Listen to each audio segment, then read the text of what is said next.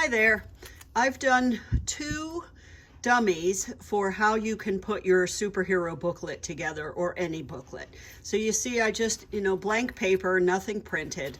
I labeled it, which sounds simplistic, but it's really critical. So you have your front cover, ignore my foldings, I'll explain them in a minute.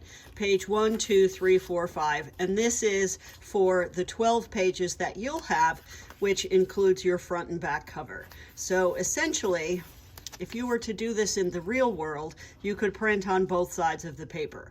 We can't do that. So I put it all together and numbered it because now I'm going to take it apart. You'll see that this one is called a French fold. So the reason for folding it first and then laying it out is because you can see that you have to put some of your pages upside down, and you don't put pages next to each other that you would expect. So for instance, page 3 is on the left of page 8. Page 9 and 2 are adjacent but upside down. Page 4 and 7, page 5 and 6, page 1 and 10, which are your inside front covers and back covers, and then your back cover and front cover. So this is how you would have to lay it out if you want to be able to print on just 3 pieces of paper and then put it back together. You'll fold it so that everything goes into place properly.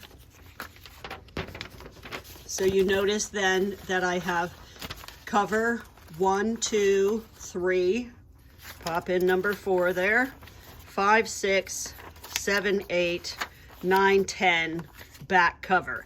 Now notice that they stick out. You're going to want to trim that off neatly, and also notice that there's gaps in between them and at the bottom. I would suggest just using some double-sided tape or a glue stick to seal those together so people don't see it. In my opinion, if you can print this large, this is the easiest method of putting it together. I realize that you can't print to the edge of the piece of paper, so you're going to have to, you'll have a forced white edge if you go on 11 by 17 paper. Just trim that off. I'm not going to be neurotic about you losing a 1/4 inch all the way around. So that's the French fold. The other alternative, which is if you print 2 pieces side by side. So notice front and back cover. Sorry, my tripod's in the way. Front and back cover.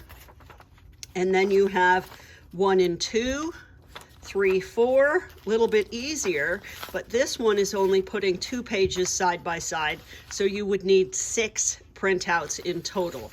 This looks like an accordion fold book, but what you do with that front page is turn it around, let it wrap to the back, and then you would seal these last 2 together with some double stick tape.